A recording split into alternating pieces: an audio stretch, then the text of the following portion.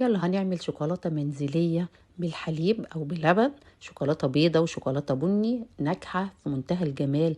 مقاديرنا سهلة، مقاديرنا بسيطة، مقاديرنا مظبوطة جدا على الشعرة، هتطلع لك شوكولاتة ناجحة في منتهى الجمال. حاجة عاملاها في البيت، اقتصادية وموفرة، والطعم حكاية. وجربوها اوعدكم ان هي تعجبكم قوي، وقولوا لي جربتوها ولا لا.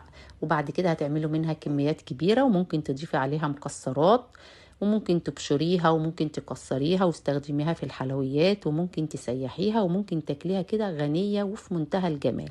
شايفين انا ببشرها هي بحرف السكينة، طلع حلوة جدا. بس طبعا هتحتفظي بيها في التلاجة، عشان لو خرجت زي اي حاجة بره التلاجة او زي اي شوكولاتة وقعدت في الحر اللي احنا فيه ده هتسيح برضو منك، فاحتفظي بيها في التلاجة. المقادير سهلة بسيطة، ممكن كمان تضيفي عليها مكسرات وتعملي أشكال صغيرة، محشية بندق، محشية فستق، محشية لوز. طبعا الشوكولاتات دي بره بتبقى غالية جدا، انت ممكن تعمليها كده على شكل أشكال صغيرة، كور، مربعات، أشكال تانية. وهتجيبي شفشق الخلاط بتاعك وهتضيفي عليه معلقتين كبار من سكر البودر، 6 معالق من لبن البودر.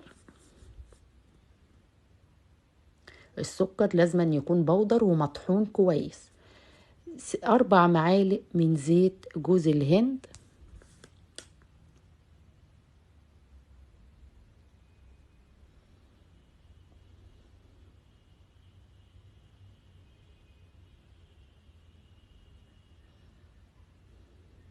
باكت من الفانيليا، والفانيليا هنا تكون بيضة علشان ما تأثرش أو تغير لون الشوكولاتة البيضة.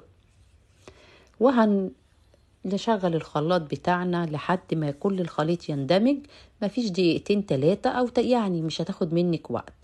ونزلي كده بحرف المعلقة أي حاجة في الحروف عشان كل الخليط والسكر يدوب مع بعض. طريقة سهلة بسيطة اقتصادية فعلا، وهتشوفوا الفرق بينها وبين أي شوكولاتة تانية بتشتروها. بالنسبة للطعم، الطعم كمان حكاية. وهنصب في أي قالب سيليكون وهزيها كده، مش عايزين يكون فيها أي فقاعات، أي فقاقيع هواء. يعني هزيها، هي هتبقى كويسة. أول ما تهزيها تطلعي منها أي فقاقيع هواء في نفس الشفشة، مش هنغسله ولا حاجة، زي ما هو كده. وهنعمل الشوكولاتة البني بتاعتنا، 4 معالق كبار من سكر البودر، عليهم معلقتين كبار من لبن البودر،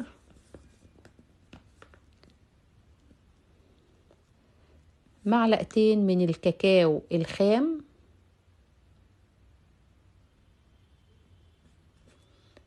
4 معالق من زيت جوز الهند،